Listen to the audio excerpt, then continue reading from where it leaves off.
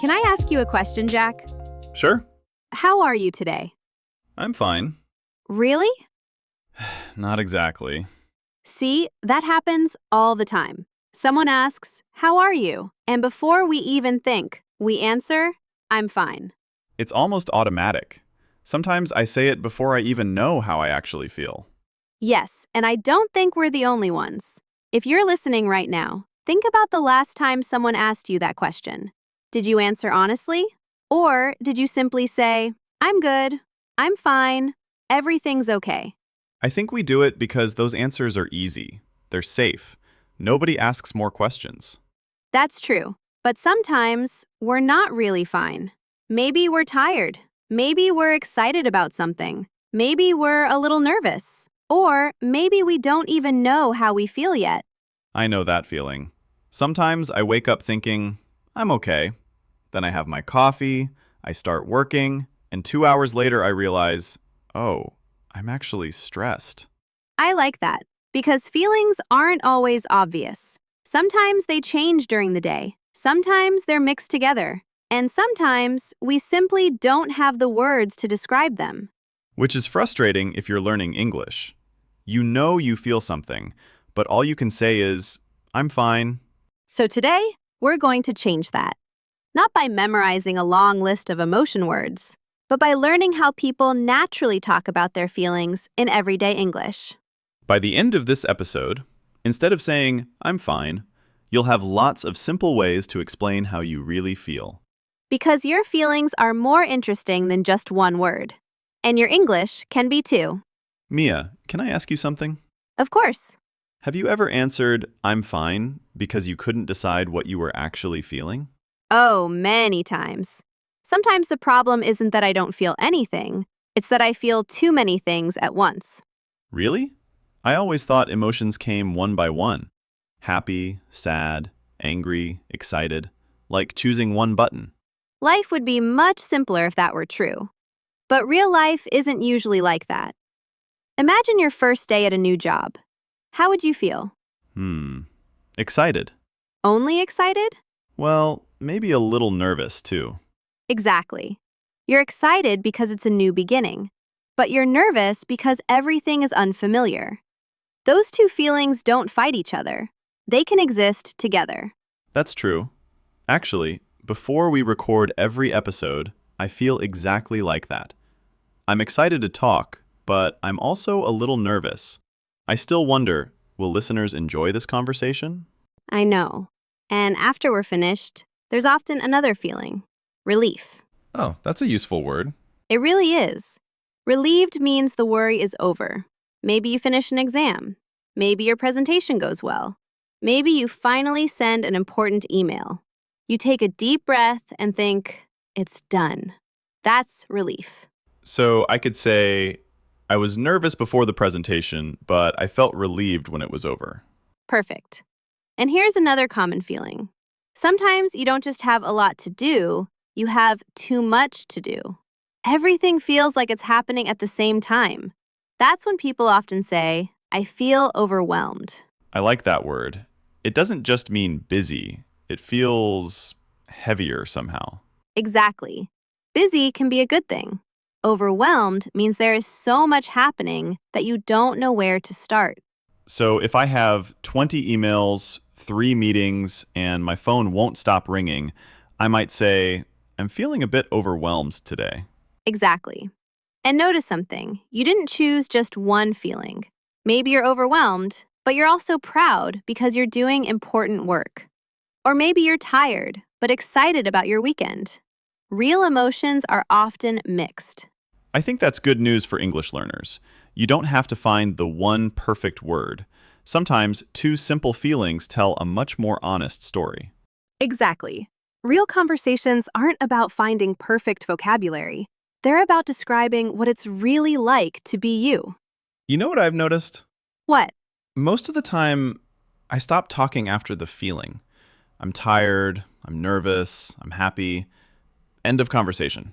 That's true, and it's completely natural. But can I show you one tiny trick? Please do. Just add one word. Because That's it? that's it. Listen. I'm excited. That's nice. But now, I'm excited because my best friend is visiting this weekend. Suddenly, I know your story. Oh, the feeling didn't really change. The picture did. Exactly. The reason helps people understand you. Let's try another one. Say, I'm nervous. I'm nervous. I'm nervous. I'm nervous because tomorrow is my first day at a new job. See? Now I want to ask more questions. Where is the job? What will you be doing? Are you excited too? Your answer invites a conversation. That's interesting. Without the reason, people usually just say, oh, but with the reason, they naturally want to keep talking. Exactly. Let's try one more. How are you feeling today? I'm proud because I finally finished a project I've been working on for weeks. That's a lovely example. Proud means you feel happy about something you've done. Maybe you reached a goal.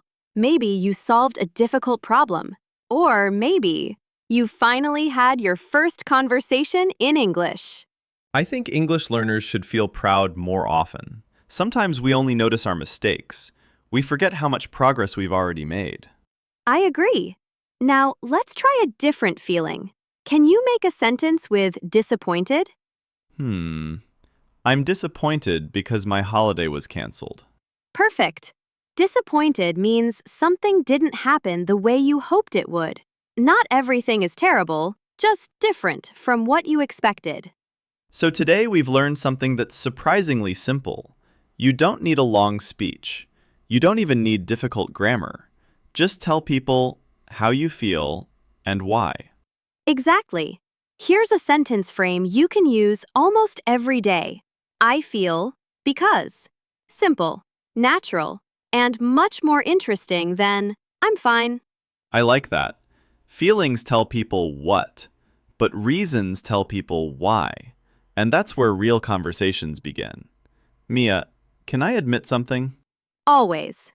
Sometimes I know exactly how I feel, but I don't know the English word. So I just give up. I think every English learner has experienced that. You have the feeling in your mind, but the vocabulary doesn't come. Exactly. It's like my brain says, I know this in my language, and then nothing. Can I tell you a little secret? Please. You don't always need the perfect word. Really? Really.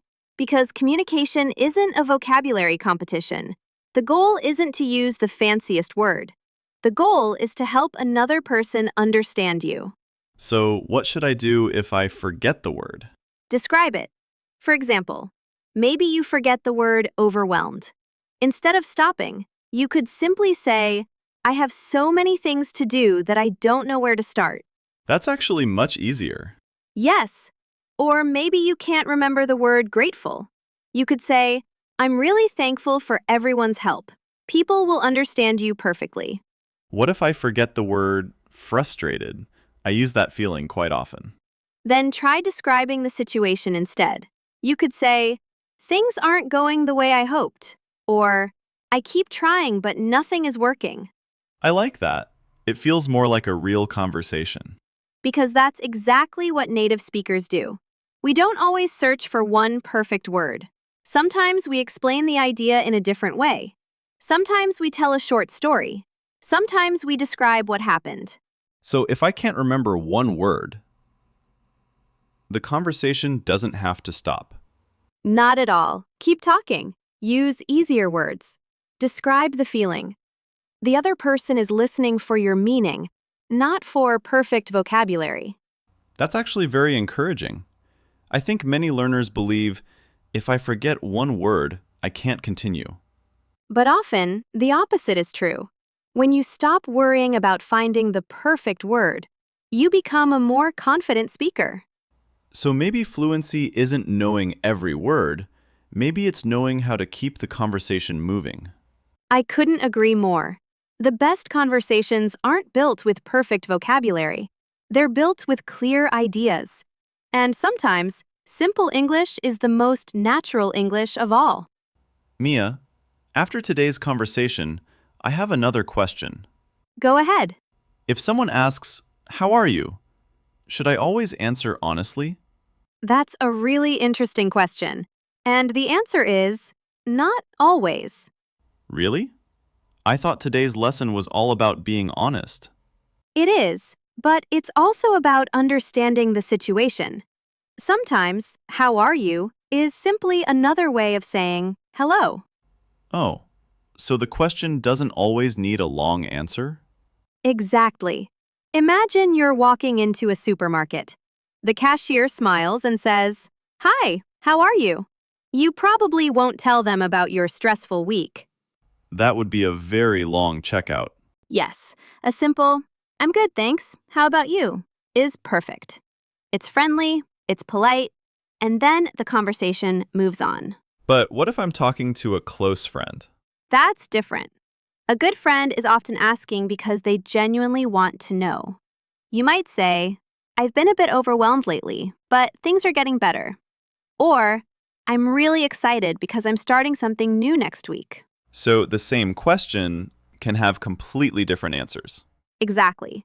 It depends on who's asking. And that's something many English learners don't realize. They spend so much time looking for the perfect sentence that they forget to think about the person they're talking to. Learning English isn't only about vocabulary. It's also about reading the situation. Sometimes a short answer is natural. Sometimes people are hoping you'll tell them a little more. And knowing the difference makes your English sound much more natural. So maybe the goal isn't to have one perfect answer to "how are you?" No, the goal is to have the right answer for the moment. I like that. A conversation isn't a script. It's something you build together. Exactly. When you stop searching for one perfect reply and start listening to the situation, speaking English becomes much easier and much more enjoyable. So today's cozy challenge isn't about learning 20 new words. It's about noticing one real feeling. Just one? Just one. At some point today, maybe after work, after class, or before you go to bed, pause for a moment and ask yourself, how do I really feel right now? And don't answer, "I'm fine." Choose one feeling. Maybe you're excited. Maybe you're relieved. Maybe you're overwhelmed. Maybe you're proud. There isn't a right answer, only an honest one. Then add one simple word: because. That's all. I feel relaxed because I finished everything I needed to do. I feel nervous because tomorrow is an important day. I feel proud because I finally spoke English today. One feeling, one reason. That's enough. And if you don't know the perfect word, don't stop. Describe it. Use simple English. Keep talking. Exactly. Remember, people connect with your ideas, not with perfect vocabulary. If you enjoyed today's conversation, we'd love to hear from you. Write one sentence in the comments using today's pattern. Today I feel because. It doesn't have to be perfect. Just make it real.